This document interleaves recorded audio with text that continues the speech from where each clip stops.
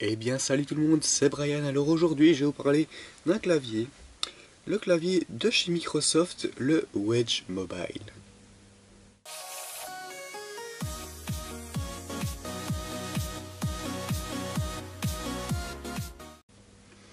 Alors qu'est-ce qu'il a de particulier ce clavier? C'est qu'il est Bluetooth. Il est Bluetooth compatible avec tous les appareils principaux, donc les appareils Windows, les appareils Mac et Android. Tout ça via le Bluetooth. Alors passons tout de suite à ce qu'il y a dans cette boîte. Donc nous avons le clavier AZERTY bien sûr. Vous pouvez aussi l'acheter en QWERTY, il existe aussi. Donc de base il est configuré en clavier français. Donc vous devrez faire les manipulations pour le mettre en disposition, dans la disposition de votre pays. Donc il n'y a pas de pavé numérique à côté, donc ça c'est logique. Et ici nous avons deux boutons, donc le bouton Bluetooth et le bouton.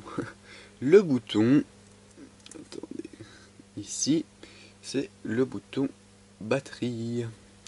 Donc batterie pourquoi? Parce que dans cette magnifique boîte, nous avons deux piles AAA qui vont nous servir par la suite pour notre clavier. Ensuite, quand on enlève ce cache, nous avons un cache. Nous avons un cover pour le clavier. Donc ça, je vais le mettre après et je vais vous expliquer toutes ses utilités après aussi. Puis nous avons toutes les notices que personne ne lit, hein, bien sûr.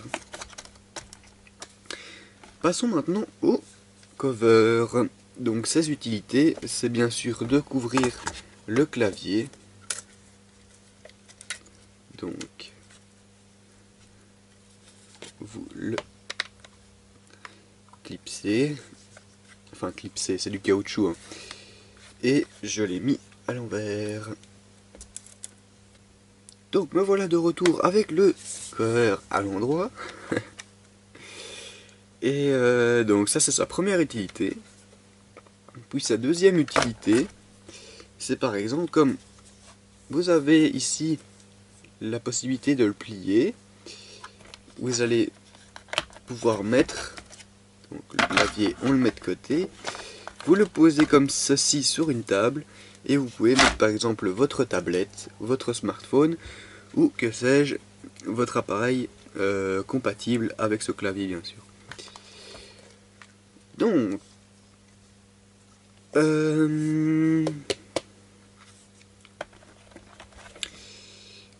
pour ceci c'est bon. Nous avons donc les piles que je vais vite mettre dans le clavier. Donc avec le petit cache derrière. Donc vous appuyez dessus, il va sortir tout seul. Vous mettez les piles dans le bon sens, c'est mieux.